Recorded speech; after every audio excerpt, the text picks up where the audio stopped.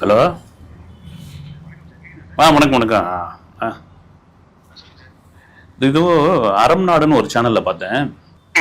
ஏதோ ஒரு சம்மந்தமே இல்லாத கருத்துக்கள் ஏதோ சர்வதேச கைக்கூலி எப்படி உள்ள பேசி வச்சிருக்காங்க. என்ன எனக்கு சாக்கா இருக்கு. இன்னமும் அப்படிங்கிற மாதிரி இருக்கு. இல்ல அவங்க என்ன சொல்றாங்க, அந்த முடிச்சா அந்த நைட்டு அந்த வீடியோ பார்த்தேன் நானு.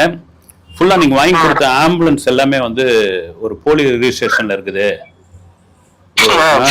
Nissan car. அந்த செப்டோ பையனோட வண்டி வந்து ஏதோ வாங்கி கொடுத்தோம், அதை மறைச்சிருக்கீங்க அப்படின்னு. அதாவது என்ன ஆர்சி புக் அந்த பையன் அவங்க என்ன சார் நம்ம வண்டி வாங்கி கொடுத்துருக்கோம், அதுக்கப்புறம் அவங்க பேர்ல மாத்திப்பாங்க வண்டியை. நம்ம சர்ப்ரைஸா வாங்கி தரோம் வண்டி. அதுக்கு முன்னாடி இருந்தவங்க பேர் வந்து வெளில போக கூட நம்பர் மறைப்போம். அதுக்கப்புறம் மறுநாளே மாத்திட்டோம். அது எல்லா எவிடன்ஸ் நம்மள பக்கவா இருக்கு. நான் திருப்பி பேச போறேன் சார் நானு. இல்ல எனக்கு என்னன்னா எல்லாமே நம்ம கிட்ட எல்லாமே பக்கவா சார். அறிவியத்துல பயம் இருக்கவங்க சார், அறிவியத்துல கனா இருக்கவங்க பயப்படணும்னு சொல்லுவாங்கல்ல.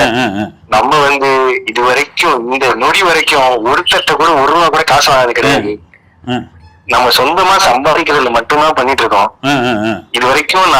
நான் இது அந்த உதவியும் செய்ய ஆரம்பிச்சு அதுக்கு முன்னாடி இது வரைக்கும் நான் யார்ட்டையும் ஹெல்ப் பண்றதுக்காக ஒரு ரூபா கூட கிடையாது. இப்ப வரைக்கும் நம்ம சம்பாதிக்கிறது மட்டும் தான் பண்ணிட்டு இருக்கோம். அது மட்டும் நம்ம வாங்கி கொடுத்த ஆம்புலன்ஸ் எல்லாமே நல்லபடியா போயிட்டு இருக்கு.